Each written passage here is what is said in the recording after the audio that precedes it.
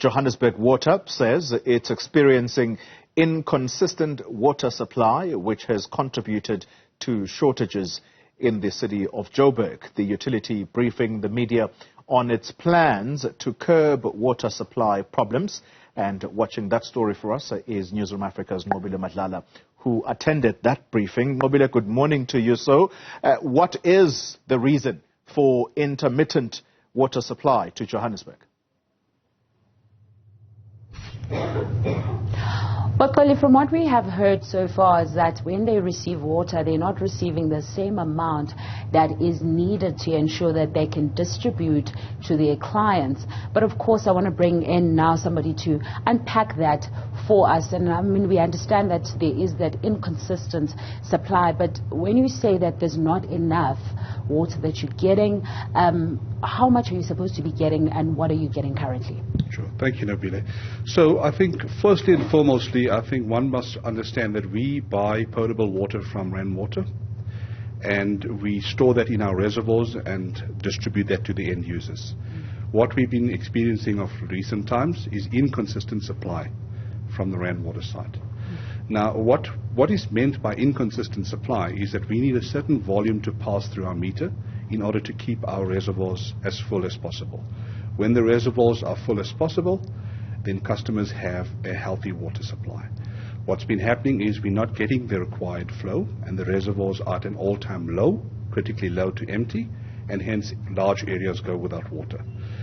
The three most affected areas at the moment that we are battling with inconsistent supply is firstly the Commander Road system. The Commander Road system feeds three critical reservoirs, namely the Herschel, Crosby and Brixton reservoir. We should normally get a healthy supply of about 2,500 cubic meters an hour passing through the meter. With that volume of water, it's sufficient to keep our reservoirs in a healthy state. Currently, we're averaging about 2,100 cubic meters an hour through that meter, meaning that it's not sufficient flow to keep our reservoirs as full as possible. And what happens is people experience poor pressures to no water, especially in the high-lying areas.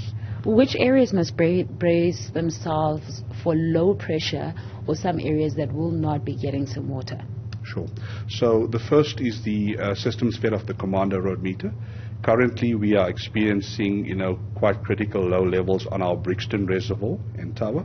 So the Brixton system predominantly feeds, Vredendorp, Jankendorp. It feeds parts of the western parts of Joburg town, areas around the Mayfair West and upper Fordsburg areas, parts of Brixton itself and the upper portion of Herschel. In that particular system that's affected at the moment. There are other systems where water supply is affected. The Alexander Park system is another system which sits on the eastern side of Joburg. The incoming supplies into that particular reservoir is extremely low. We should normally get about 3 bars passing through the meter with healthy flows. We're currently getting roughly between 1 and 1.5 bars. That type of volume is not sufficient to keep the Alexander Park reservoir full, and as a result you'll find people in the upper parts of Bez Valley, Bezuidenhout Valley, upper parts of Bertrams, etc., experiencing poor pressures to no waters at times. And then one of the most critically affected areas is in the south of Joburg, which is our South Hills pump station. The South Hills pump station gets fed off the Randwater Klip Riviesback reservoir, and currently that reservoir is in a low state. The reservoir needs to be in excess of at least 27%. So that means the percentage of volume of water in those reservoirs needs to be above 27% for us to receive healthy supply to feed the South Hills pump station. At the moment, it's sitting critically low. The moment it reaches that, then normal supply can be restored. The areas fed off the South Hills pump station are typically your Rozana, Lynmeyer, Tulisa Park, and South Hills and surrounds. The upper portion, being Rozana and Lynmeyer, are the most affected at this point in time. And I mean, I understand that when you say that, that means high-lying areas might not have some water. But of course, people that live there would want solutions. So what is the solution then to assisting everyone to ensure that they receive the service? Sure. We're following a multi-pronged approach because there's no, one solution that fits all the problems. Currently, I think firstly and foremostly, we are water tanking. water services to the affected areas. Whilst, water tanking does not replace tapped water, that's what we have at our disposal at the moment as a mitigation plan. We water tank to the affected areas, and we communicate as often as possible on those positions. We have daily meetings, technical meetings with our bulk services provider, which is Rand Water, where we actually, deliberate and come up with solutions on this term called water shifting, where water is taken from an area that has excess water to distribute to the areas where it's much required. That's an ongoing process.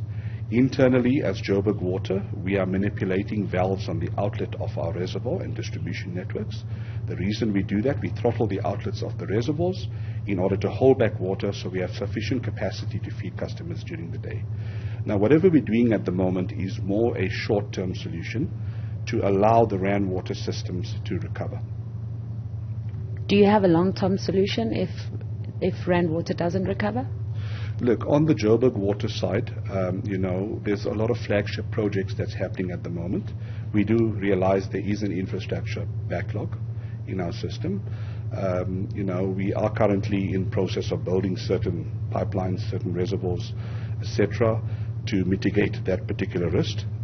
The risk being that we need more storage capacity. The Brixton reservoir and pump station and tower system is one that's currently under construction that comes off the commander system. There is a whole lot of technical work, planning that's happening in terms of improving the supply to our South Hill system. One of the mitigation plans is what Rand Water is looking in the moment is to recommission the Mayors Hill reservoir to run at a low level so that there is some sort of storage to feed the pumps at South Hills. On our side, we're also looking at some pump upgrades at the pump station at South Hills.